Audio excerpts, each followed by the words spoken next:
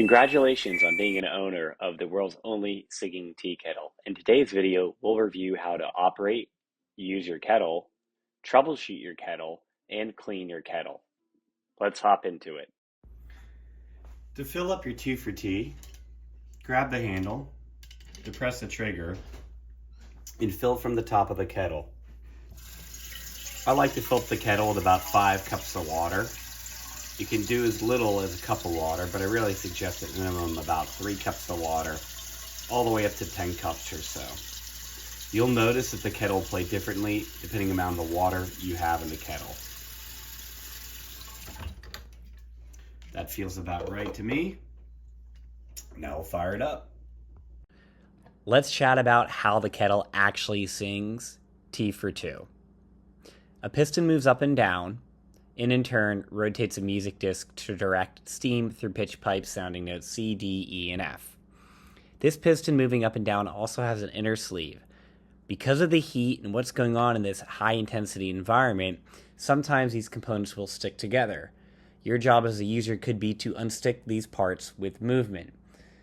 The next part of this video will demonstrate how you can do that by swirling the kettle, by tapping the handle, and jostling it slightly. Your kettle might get stuck on a single note. Give it a few moments to see if it'll come to life and the piston will start to reciprocate and move, and the song will play. If it doesn't, go ahead and try these next techniques.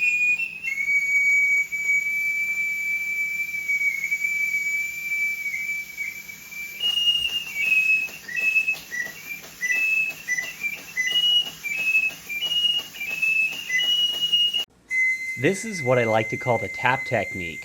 Go ahead and firmly tap or wrap your hand on the center mass of the handle. Take a spatula or spoon if you're not comfortable using your hand, and this might unstick the piston.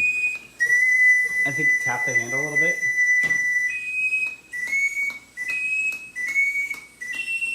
Ta-da! Great, we got it working.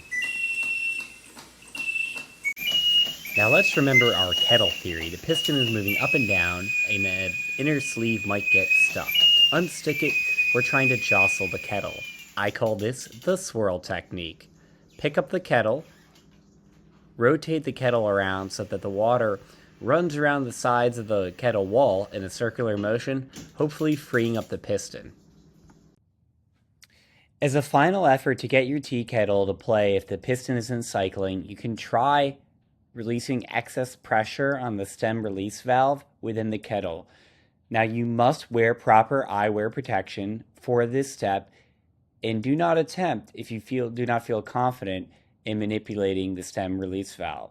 The stem release valve is a rubber cap as indicated in the center of this image in a beige color and animated on the right.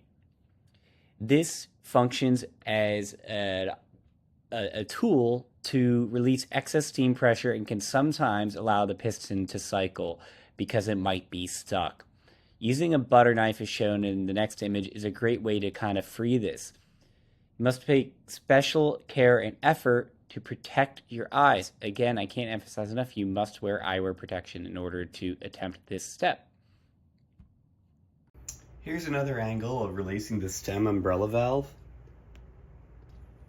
Allows for excess pressure to be released and is kind of kicked up every single time the piston will cycle. So sometimes you might need to coax it along.